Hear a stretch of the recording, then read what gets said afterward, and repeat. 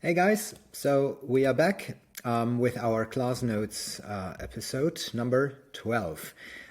It was yesterday night's class, and we're still digging deeper into the tiger palm change. We also added a little more exercises to the weight shifting topic, starting with some silk reeling exercises from Taiji Quan. And we also reviewed the first four movements of our first straight line, Hou Tian BAGUA ZHANG. And afterwards, we connected the newly learned weight shifting methods with previously learned takedowns from a month or 2 months ago. You can check out those classes as well in in my timeline. BAGUA ZHANG class notes from maybe a month or 2 ago, where we talked about takedowns from the snake throw. Okay, so let's get started with the warm-up here. So after practicing weight shifting in the last 2 weeks with very simple stances, basically just one foot in front of the other, or in a little bit like a hip wide stance, or a stance that was a little wider, where we just focused on shifting weight from one leg to the other through a pushing and pulling mechanic. We practiced this version yesterday, where you draw an imaginary 8, a lying 8 on the floor. This exercise is more common in Taiji Quan circles as well as in Qi Gong exercises, but it makes a lot of sense to practice this one. I will move back just so you can see it again. So my knees are circling from the inside out, and both knees do that motion after one another. The important thing here is you want to move both legs at the same time and use muscles from both of your legs at the same time, grabbing the floor and then pushing and pulling from one side to the other, as well as drawing circles with your knee from the inside to the outside. Okay, that was the first one of the first warm-up exercises we did yesterday, and we will be slowly increasing the duration that we stay in this exercise, as well as the width of the stance and the level you're moving through. Okay, so start easy, maybe 30 repetitions, and then next week you do 50 up to whatever you can think of. So the second important exercise again was sitting in the Qi, like in the tiger palm change that we know from the Xiantian Bagua. Shifting the weight from one leg to the other. And the important thing here is that you want to rotate your spine to face the long leg. Okay, so I'm sitting on this leg here, and I'm rotating my spine, my central axis, so I can watch towards the side of my longer leg. And while I do so, I try to sit low in this position. So this can be really demanding.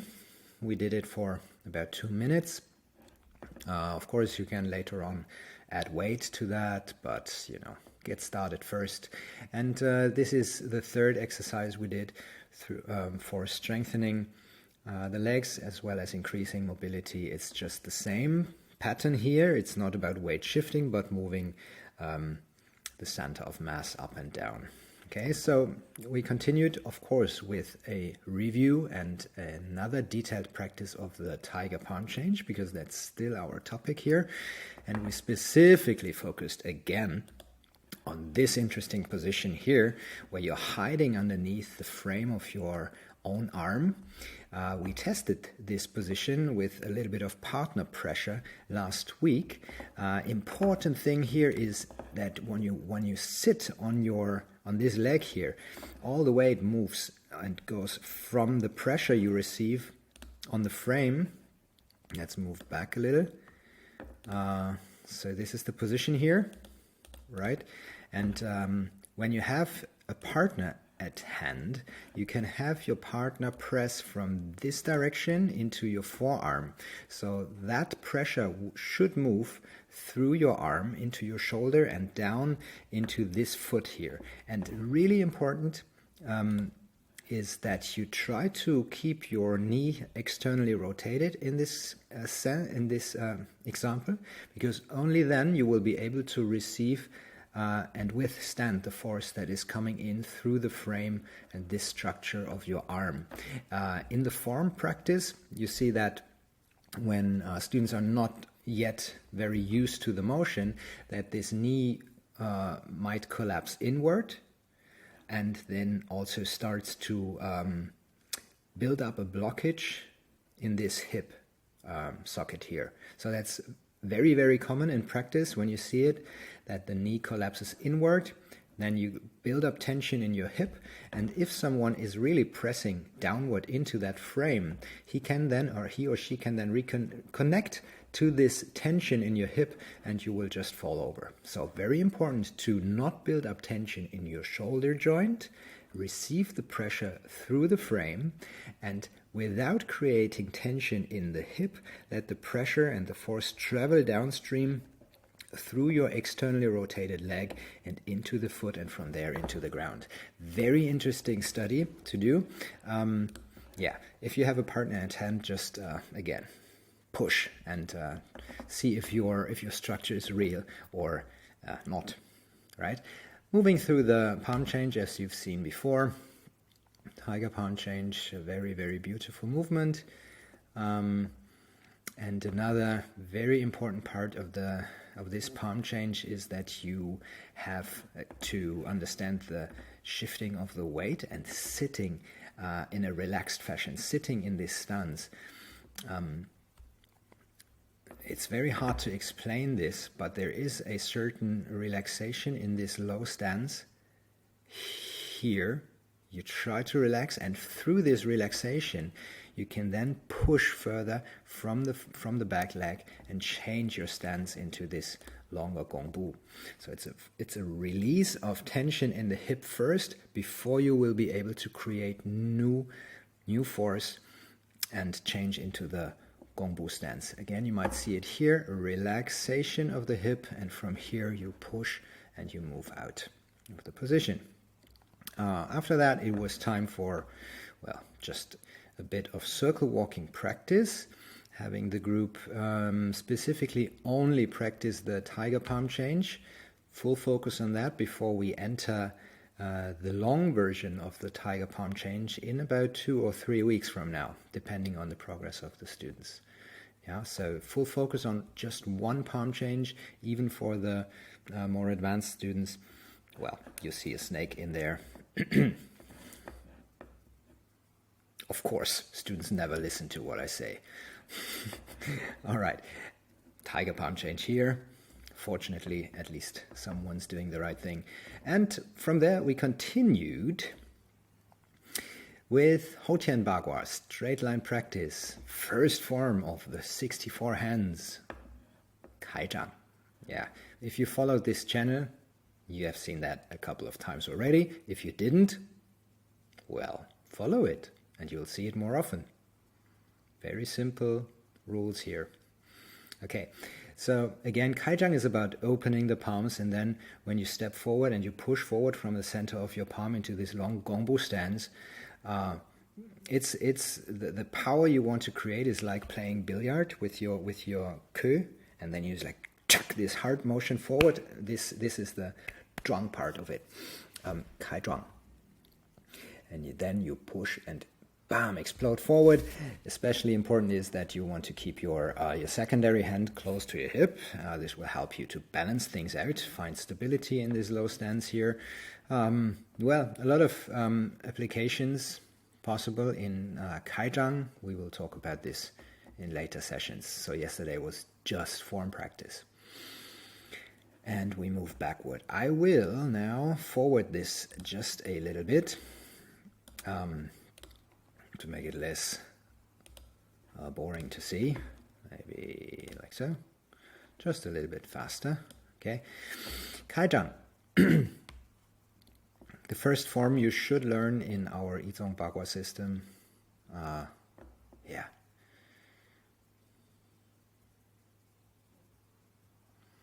And turning, face the other direction. grabbing the handrail, then moving forward, opening the hands and pushing forward. When you finish, remember to inhale and exhale, lift your hands, lower your hands with the exhalation, and just relax for a minute. The second the second form of our Hou Tian forms is Pongdang, and the most obvious part of it is that pulling motion to the side. Very important here that you try to keep the structure of your arm opened, so it's an actual frame. You can also test this with a partner, having your partner push into this arm, and you want to receive that force and be able to counter the force through the heel in your back leg. That's not an easy thing to do, but give it a try. If you have a partner around, you circle towards your foot and then you press forward again into Gongbu, forward and upward with both of your hands. And yeah, a funny step here. This is oftentimes very strange for beginner students. If you have never seen this form, well, just give it a try. Same here with some participants of this class. Some have never seen that before because they're brand new students. Others have done it for a couple of years now. So for this class, the only thing I said was, if you've never done that before, just try to copy it. Okay, and we will talk about the details starting from next week and the following weeks.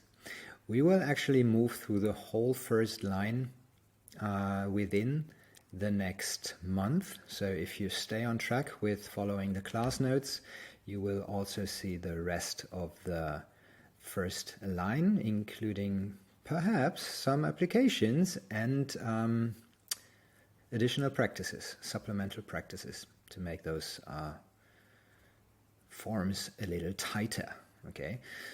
Well, this was Pongdang. And from here, after Pong, we moved into straight line form number 3 and 4.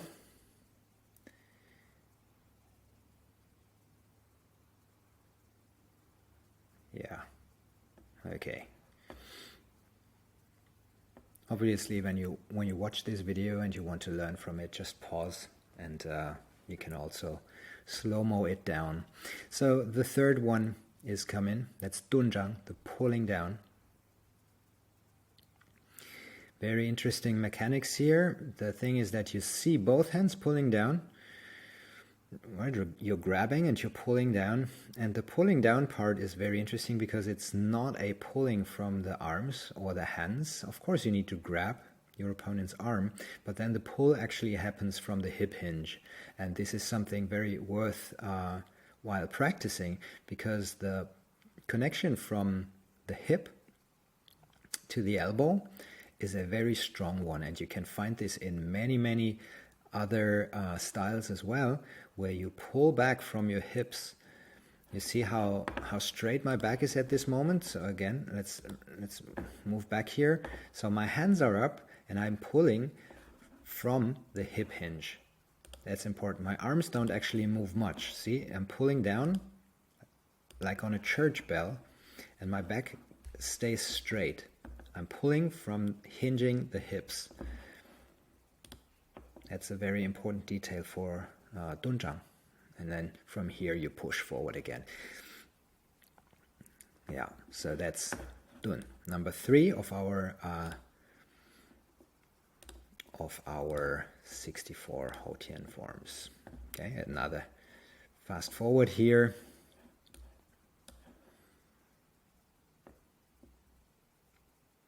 Moving back. So this is the third Hou Tian form of our system. Dunzhang, pulling from the hips and pressing or pushing forward into a long Gongbu stance. Again, after the turn, you want to move once or twice more until you end up and you finish on the left leg. From here, you can close and collect. The fourth form of our Hou Tian patterns is called Tan Jinlong Tan Zhua, the golden dragon grasps or grabs with his claws. Very cool name, of course. Short form is just Tan. And the important pattern here is the switching of the stance. See, I turn my front foot through rotating on my heel, and I turn my back foot through pivoting around the balls of my foot. Very interesting thing. So that's Jinlong Tanzhua, number 4 of the 64 patterns.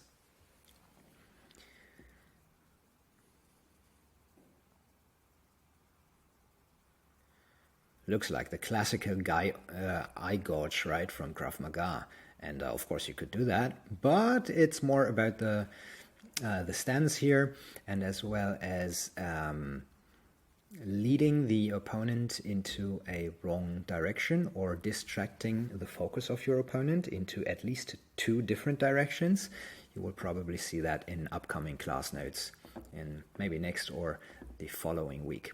So after that, we finished this class with a review of the takedowns we've practiced before in the snake smooth body palm change. Important thing is that we now tried to use the weight shifting push and pull mechanics in actual takedown applications. And we do that because we gain a lot of stability through activating the rear leg as well and pulling the weight into that leg instead of just pushing it from the front leg. Very important thing to do. So don't only push back when you pull your opponent into you, but try to pull from that back leg as well. We had 3 different variations. The first one was stepping back, the second one was stepping to the side, and the third one is stepping forward into an ankle pick. And with all those stepping patterns, you try to use the push from the rear leg, in this case this right leg here, and at the same time you want to pull from this leg, and this will greatly increase your stability when you reach the final range of motion here. Okay, so let's see how that works with a partner. Again, you've seen this applications before, so here it comes. The first one, I step back, I lower the center of my body, and then I turn and pull her into the takedown. Important thing here is that I first want to move my body almost to the end of my range of motion, and only then I add the rotation of my body. Otherwise it would be a really weak movement. Moving until I can't move back any further, and only then you see that her weight is already on the balls of her foot here in the front, and only then when I have her weight, I pivot and I turn around my central axis to make her fall. Okay, that same principle it goes for all the upcoming takedowns here. A version from the clinch, stepping back. When I step back, her body weight falls into my body, so I get the connection necessary to change the direction of the movement, and again I'm pushing from this right leg and I'm pulling from this left leg, and basically using my shoulder to push her down into that empty space next to her body. Okay, one more time. The first step back with the right foot is necessary to get her weight, to get the connection, and then you move to the side and push her into that empty space next to her. The next one, an ankle pick version here. I got her arm trapped on the side of my body, and now I step in with my front leg. And again, I try not to only push from that back leg, because if she would grab hold of me and keep pulling, I would maybe fall with her. But I try to as well pull from the front leg, and this creates such an increase in stability that I am usually able to maintain my posture and not fall. Well, you never want to fall, right? You always want to stay on your feet, at least in BAGUA ZHANG. Okay, so that's it. Class notes number 12 already. Please drop me any comments about the format, about questions. Follow the channel, of course, if you didn't do so.